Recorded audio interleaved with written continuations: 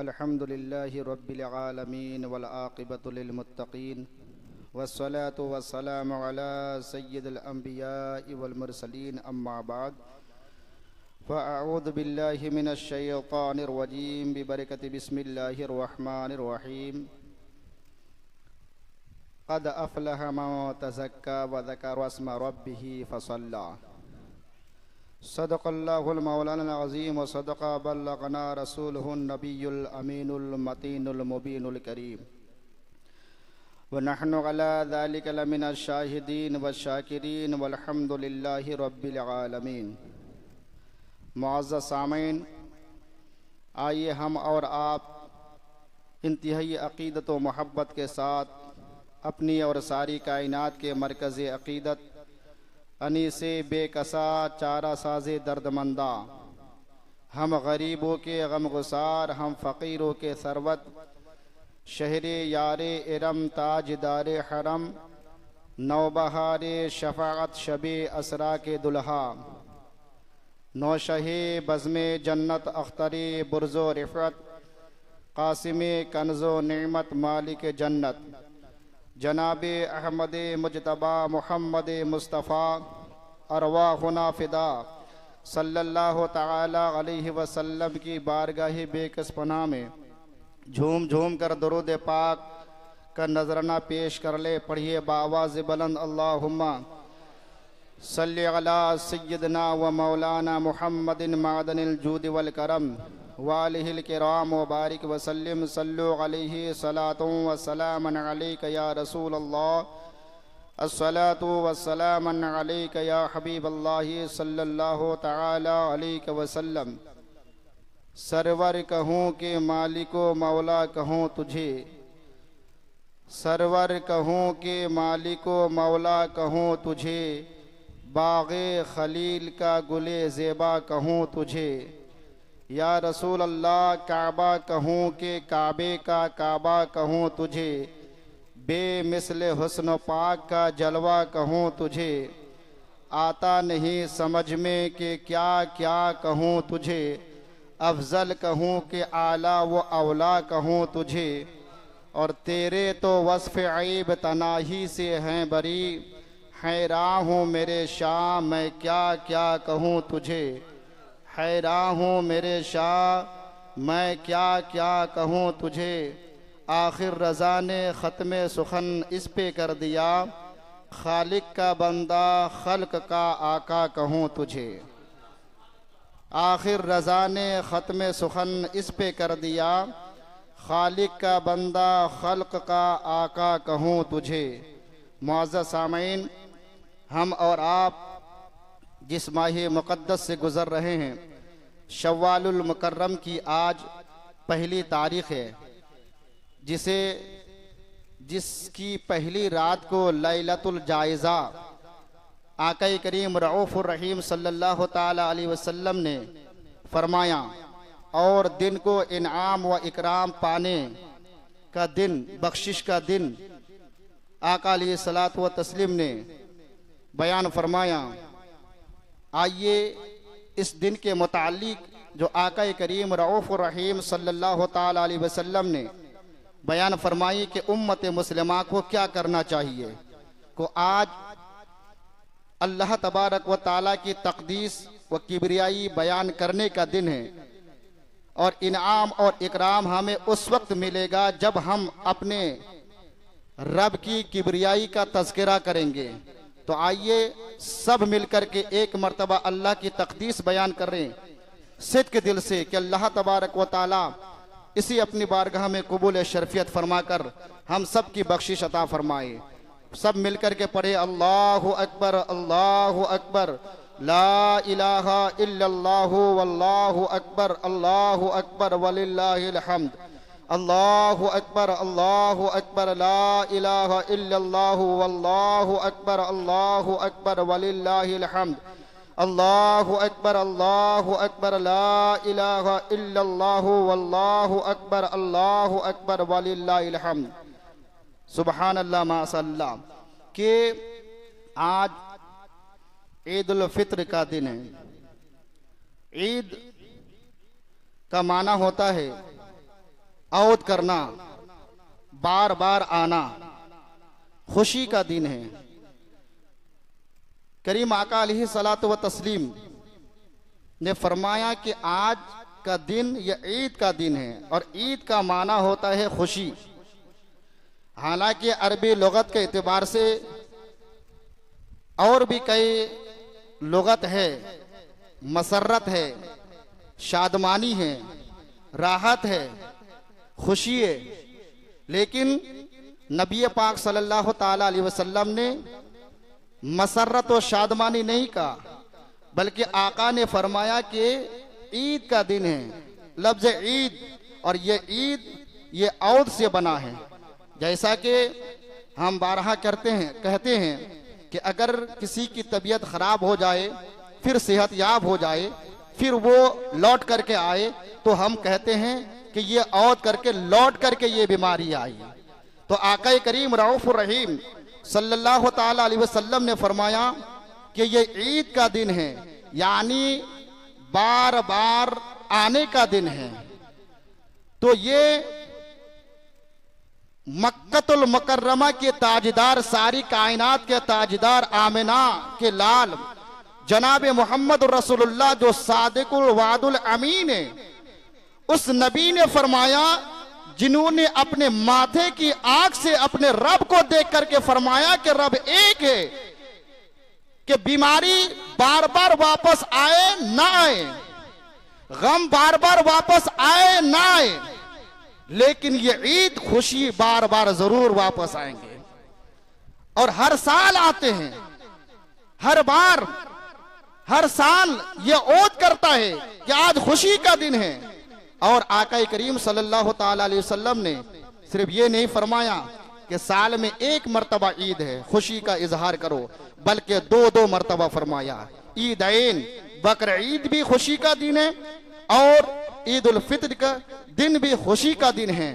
फिर कोई नबी का चाहने वाला, नबी का आशिक, नबी के नाम पर मर मिटने वाला कह सकता है कि साल में सिर्फ 2 मर्तबा ईद है, तो आका करीम रऊफुर रहीम सल्लल्लाहु ताला अलैहि वसल्लम ने उसकी भी वजाहत फरमाई कि साल में 2 मर्तबा ईद नहीं है। मेरे गुलामों सुनो, हफ्ते का एक दिन जो जुमा का दिन है वो भी उम्मत मुस्लिमा के लिए ईद का दिन है, यानी साल में 52 मर्तबा ये खुशी बार बार वापस आती है। तो साल में सिर्फ 2 ईद नहीं है, बल्कि जुमा के दिन को भी आका ने ईद का दिन करार दिया। और सहाबा किराम ने फरमाया, अल्लाह अकबर, विलादत मुस्तफा का दिन भी वो ईद का दिन कहलाता है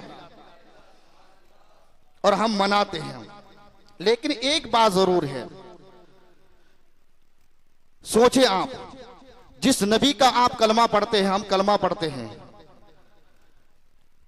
वो नबी जिन्होंने हम जैसे गुनहगारों के लिए रात रात भर इबादत करते रहे, जिस नबी ने एक दुआ को अपने गुलामों के लिए, गुनहगार उम्मत के लिए अपने पास रखा है कि कल कयामत के मैदान में कि जब हमारे गुनहगार गुलामों की जरूरत पड़ेगी तो उस वक्त मैं अपने रब के हुजूर दुआ मांगूंगा कि मेरी उम्मत की बख्शिश फरमा दे। वो नबी पाक सल्लल्लाहु ताला अलैहि वसल्लम ने फरमाया कि मेरा नाम सिर्फ जबान से अदा करने से कुछ नहीं होगा, बल्कि दिल से भी मुझे मानो। और आका करीम रऊफुर रहीम सल्लल्लाहु अलैहि वसल्लम फरमाते हैं कि मेरा वो गुलाम झूठा है जो जबान से दावा करता है कि नबी के हम आशिक है और दिल में कुछ और होता है। वो झूठा है, वो मक्कार है। अब जाहिर सी बात है, आका करीम रऊफुर रहीम सल्लल्लाहु ताला अलैहि वसल्लम ने किस चीज की तबलीग की? अल्लाह की वहदानियत की तबलीग की, अपनी रिसालत की तबलीग की कि ये हक है और ये बातिल है। फर्क दूध और पानी के दरमियान जैसा कि हम फर्क बयान करते हैं, आका करीम रऊफुर रहीम सल्लल्लाहु ताला अलैहि वसल्लम ने 1400 साल पहले ही बयान फरमा दिया कि ये हक है, ये गलत है। अगर कोई ऐसा हो कि नबी का कलमा भी पढ़े, नबी से मोहब्बत भी करे और फिर नबी के अंदर ऐब भी निकाले, वो मक्कार है, वो झूठा है। अब सोचे, आज तो आलिमों से ज्यादा आवाम मुफ्ती बन चुके हैं। किसी ने कह दिया कि ईद की नमाज सिर्फ ईदगाह में अदा की जाती है, मसाजिद के अंदर अदा नहीं की जाती। लोग चले जा रहे हैं, ये नहीं देख रहे हैं कि हम जा कहां रहे हैं, ये नहीं देख रहे हैं कि जिनकी इक्तिदा में हम नमाजें अदा कर रहे हैं उनका अकीदा कैसा है। उसी अकीदे को तो सिद्दीक उमर उस्मान अली ने 1400 साल पहले बयान किया कि मेरे नबी ने फरमाया ये गलत है, ये झूठा है। ये तो वही की बात है 1400 साल पहले जब जालिमों ने मस्जिद नबवी को कब्जा किया। उस्मान गनी के दौरे खिलाफत में उस्मान गनी रदी अल्लाह तबारक व तआला अन्हु की शहादत के बाद सहाबा किराम मगमूम हुए और उस पर काबिज हो गए। मुनाफिक इमामत करने लगे। क्या सहाबा किराम को मालूम न था? सहाबा किराम के अंगूठा छाप थे, आपकी तरह थे, हमारी तरह थे। उनको पता ना था कि मस्जिद नबवी के अंदर नमाज पढ़ने का सवाब कितना है, जबकि नबी ने बता दिया इतना सवाब है। उनको पता ना था। जब जालिम उस पर कब्जा किया, जब मुनाफिक मुसल्ला इमामत पर फायद हुए, सहाबा किराम ने छोड़ दी, जाना छोड़ दिया, मस्जिद नबवी के अंदर नमाज पढ़ना छोड़ दिया। 3 दिन तक नमाज पढ़ना छोड़ दिया। वजह क्या थी? नमाज से तकलीफ थी सहाबा किराम को? इबादत से तकलीफ थी? नहीं। तकलीफ किस बात की थी? जिसकी इक्तिदा में नमाज पढ़ते थे वो भी नबी का कलमा पढ़ते थे, वो भी अल्लाह की वहदानियत का प्रचार करते थे, लेकिन उनका दिल गंदा था, उनका दिल गंदा था। और आज चले जा रहे हैं। अल्लाह के बंदो, नबी के चाहने वालों, जरा सोचो तो सही कि हम कर क्या रहे हैं। कहीं ऐसा तो नहीं कि ये खुशी का दिन जो साल में एक बार आया है, नए कपड़े तो हमने पहन लिए, सुरमा तो आंखों में लगा लिया, अल्लाह अकबर, गुस्ल तो हमने कर लिया, साफ और शफाफ कपड़े तो हमने पहन लिया। कहीं ऐसा तो नहीं कि उनकी इक्तिदा में हम नमाजें अदा करें और ये ना देखें कि इमाम कैसा है, किस फिरके का है, किसकी वो तबलीग करता है, उनका अकीदा कैसा है, और बेगर सोचे समझे उसकी इक्तिदा में हमने नमाजें अदा की। कहीं ऐसा तो नहीं कि कल कयामत के मैदान में ये सारे अमल तुम्हारे मुंह पर मार दिए जाए और मार दिए जाएंगे, क्योंकि उलमा बयान करते हैं कि ये हक है, ये बातिल है, ये हक है, ये बातिल है। आप जानने के बावजूद आप उसके इक्तिदा में नमाज़ें अदा करते हैं। सोचने की बात है। रही बात ईदैन की, ये ठीक है। आका करीम रऊफ़ुर रहीम सल्लल्लाहु अलैहि वसल्लम ने बयान फरमाया कि ईदगाह में नमाज पढ़ना अच्छी बात है। साल में एक मरतबा वो ईद की नमाज आती है, पढ़े। लेकिन मसाजिद के अंदर फरमाया कि मसाजिद के अंदर भी ईद की नमाज पढ़ी जा सकती है, जा सकती है, क्योंकि भी अल्लाह का घर है। बहरहाल मैं उधर जाना नहीं चाहता। अलबत्ता अल्लाह तबारक व तआला ने उम्मत मुस्लिमा को इतनी फतानत और ज़हानत दी है कि हक और बातिल के दरमियान हम फर्क बयान कर सकते हैं। आज भी वक्त है कि हम सुधर जाएं, हक को पहचानें और बातिल को हम पहचाने। बहरहाल ईद के बारे में नबी पाक सल्लल्लाहु अलैहि वसल्लम ने फरमाया कि ये बार बार औद करता है, लौट करके आता है, तो उसको उस तरीके से मनाओ, खुशियों का इजहार करो।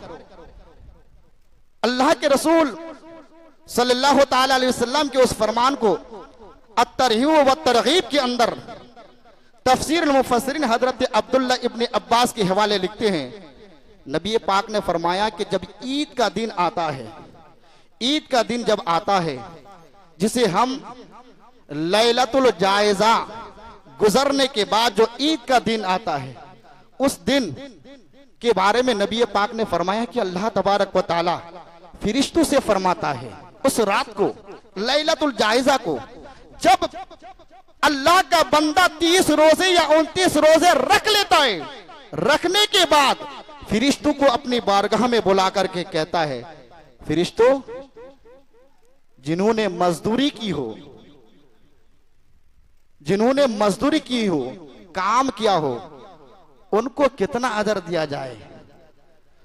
तो फिरिश्ते अर्ज करते हैं कि इलाही, अगर वो मजदूर है, अगर मजदूरी की है, तो उसका पूरा पूरा उसका हक दे दिया जाए। तो अल्लाह फरमाता, फिरिश्तों तुम सब गवाह रह जाना, मेरे बंदों ने रोजा रखा, मेरे बंदू ने नमाजें अदा की, मेरे बंदू ने कुरान की तिलावत की, मेरे बंदू ने जिक्र अस्कार किया, मेरा नाम लेकर के अल्लाह अकबर मेरे बारगाह में अपने सर को झुकाया, सजदा किया। तुम सब गवाह हो जाओ कि मैंने सारे बंदों के गुनाहों को माफ फरमा दिया है। और सुबह होते ही ये ऐलान होता है, ए मेरे बंदो, मांगो मांगो जो चाहते हो, आज पाओगे, आज तुम्हें अता किया जाएगा, दिया जाएगा। अगर तुम गुनाहों की बख्शिश के तलबगार हो, मांगो, मैं माफ करूंगा। अगर तुम मालो दौलत चाहते हो, वो भी मांग लो, वो भी दे दिया जाएगा। अगर तुम चाहते हो कि अल्लाह मैं उरूज को चाहता हूं, अल्लाह उरूज भी अता करेगा। उसके बाद ये ईद की नमाज से फारिग होकर के जब अल्लाह का बंदा अपने घर को पहुंचता है तो फरिश्ते ये बशारत देते हैं कि अल्लाह के बंदे, अल्लाह ने तुम्हारी सारी दुआ कबूल फरमा ली है, तुम सब की बख्शिश कर दी है। शैतान एक तरफ बैठ के रोता है, शैतान एक तरफ बैठ के रोता है। चेले आते हैं, हुजूर क्या बात है, आप रो रहे हैं? वह हाँ, क्यों, क्या बात है? तो कहता है कि तुम्हें पता नहीं है कि ऐलान क्या हो रहा है, अल्लाह ने सारे बंदों के गुनाहों को माफ फरमा दिया है। तमाम इबादतों को मुसलसल 1 महीने हम तो मुक़य्यद थे, लेकिन फायदा उठाया, नमाज़ें अदा की, तरावी की नमाजें पढ़ी, कुरान की तिलावत की, जिक्र व अस्कार किया। अल्लाह अकबर, इसका सिला अल्लाह ने दे दिया है, अल्लाह ने इसका सिला दे दिया।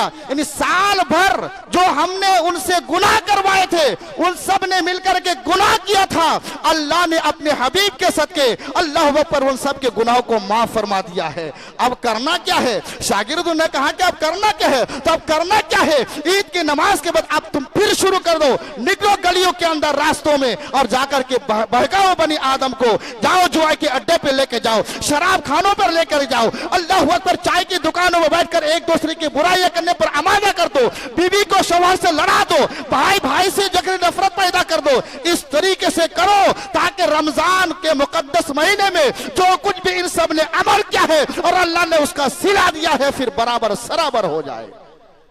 ये तो सिर्फ मैं नकल कर रहा हूं, ये नबी पाक सल्लल्लाहु अलैहि वसल्लम का फरमान है। अब बताएं, ईद की नमाज के बाद हम घर जाते हैं, घर जाने के बाद हमारे नौजवान क्या करते हैं? क्या करते हैं? बाइक पर बैठ करके फिल्म खानों को आबाद कर रहे हैं, घर में बैठ करके चाहिए कुरान की तिलावत करे तो कैरम बोर्ड खेल रहे हैं, जुए के पत्ते खेल रहे हैं। कुछ तो ऐसे भी हैं, अल्लाह इन सबको हिदायत अता फरमाए, कि मुसलमान होकर के शराब भी पीते हैं, अल-इयाज़ु बिल्लाह। होश में आने की जरूरत है। ये चीजें न पहले जायज थी और न अब है, न कयामत तक हो सकता है। जब नबी पाक सल्लल्लाहु अलैहि वसल्लम ने उस पर मोहरे सबत लगा दी तो अब कोई उसे जायज कर नहीं सकता। अलबत्ता नबी पाक सल्लल्लाहु ताला अलैहि वसल्लम ने फरमाया कि ईद के दिन इसकी ताजीम करो, अकरिमू ईद अल फित्र, ईद के दिन की ताजीम करो, उसका एहतराम करो। अल्लाह के रसूल सल्लल्लाहु अलैहि वसल्लम ने फरमाया कि जिसने ईद के दिन सिर्फ गुस्ल किया, मोहब्बत से समात करें, जिसने गुस्ल किया, अल्लाह तबारक व ताला बरोज़े हश्र जहन्नम की आग से उसे महफूज अता फरमाएगा। इससे बड़ा और इनाम क्या हो सकता है? जिसने रमजान का एहतराम करके ईद की नमाज के लिए अपने घर से मसाजिद के अंदर निकले, अल्लाह के रसूल फरमाते हैं कि हर कदम के बदले में 1 माह की इबादत का सवाब उसे लिख दिया जाएगा।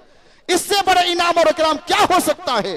जो मेरे सादे को वादे को अमीन नबी ने फरमा दिया, अब वो होना ही होना है। अल्लाह तबारक व तआला हम सबको हिदायत अता फरमाए।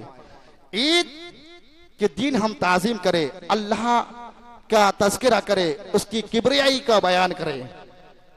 और ईद किसके लिए है? हर एक के लिए ईद नहीं है। जिसने आका करीम फरमाते हैं कि जिसने ईद की नमाज उसके लिए है जिसने रमजान के रोजे रखे, तरावी की नमाज़ें अदा की, नमाजे पंजगाना बजमात अदा की, फिर कुरान की तिलावत की, इस महीने को इकराम के साथ ताज़ीम के साथ गुजारा, तो अल्लाह तबारक व तआला उस बंदे के लिए ईद सईद अता फरमाता है। हर एक के लिए नहीं है। आप देखिए, जो नमाजी है वो सबसे पीछे होंगे, जो साल में एक मर्तबा तो वो सबसे आगे होंगे। अब देखने में ऐसा लगता है यही पक्का नमाजी है, नहीं, बल्कि अपने आप को बदलें।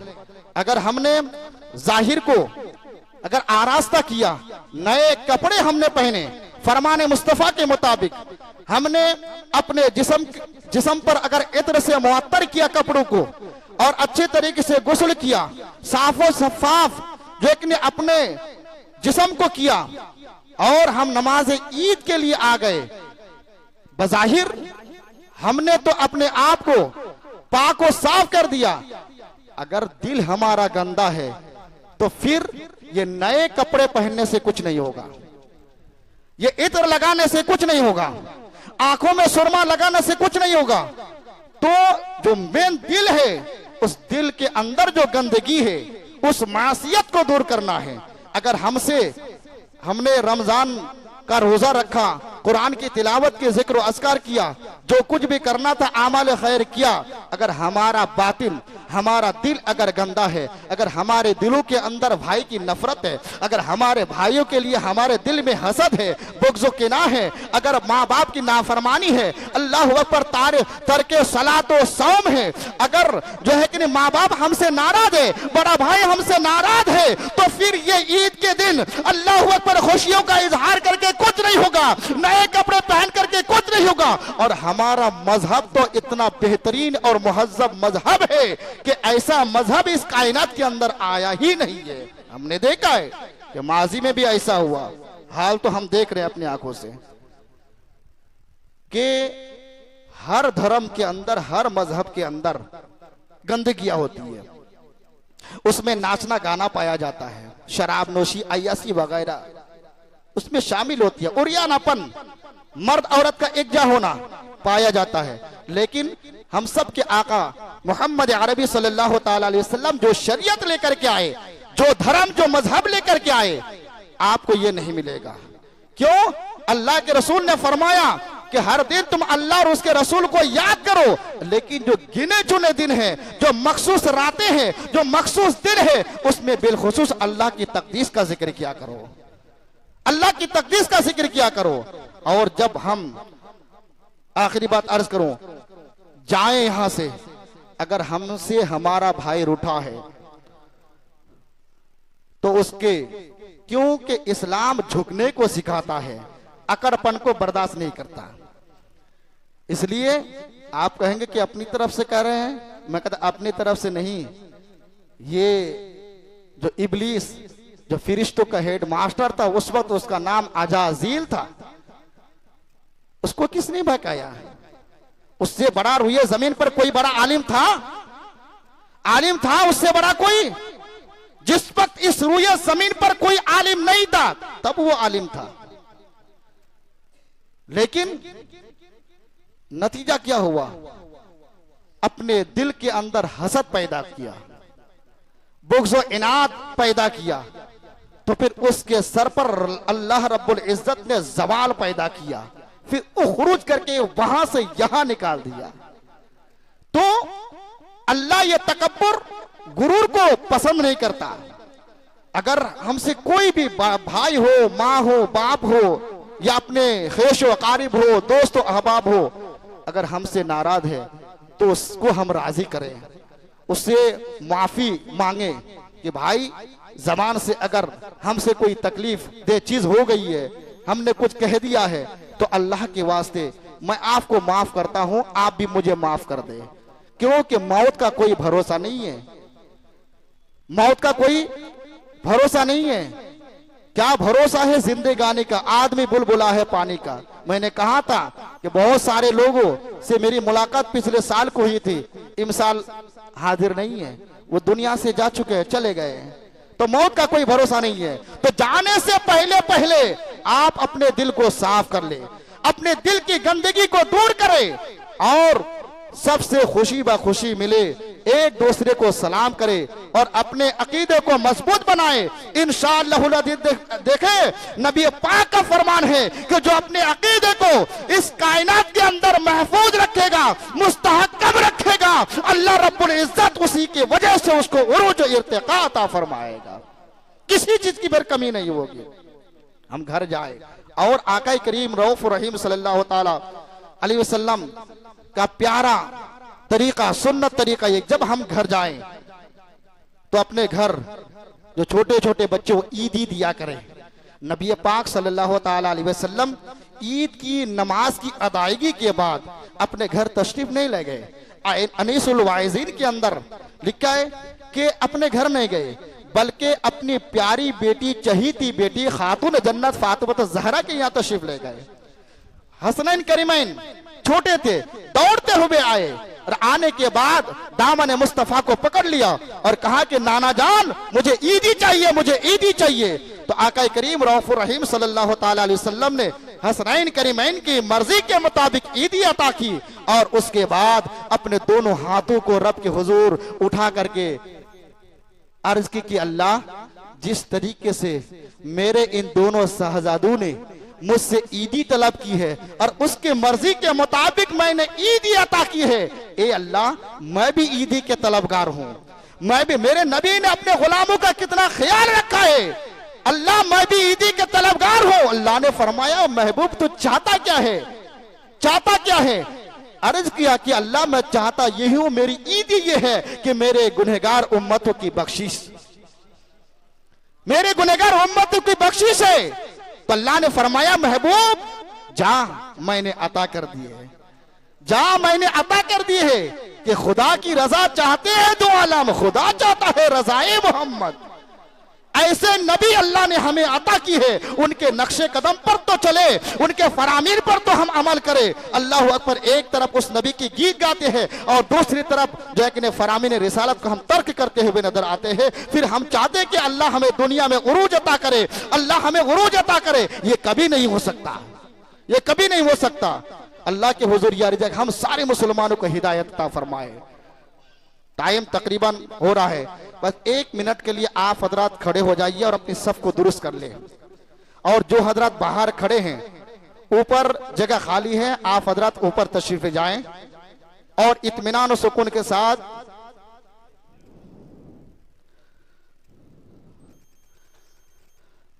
अपनी सफ को दुरुस्त कर लें। नमाज वक्त पर अदा की जाएगी। जो हजरात पीछे हैं वो ऊपर तशरीफ ले जाएं और मुकब्बिरीन हजरात आप खड़े रहें।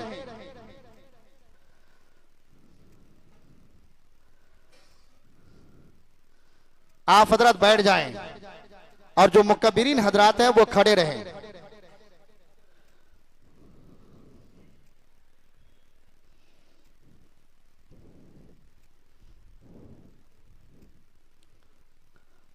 जो हजरात पीछे हैं वो ऊपर चले जाएं, ऊपर जगह खाली है।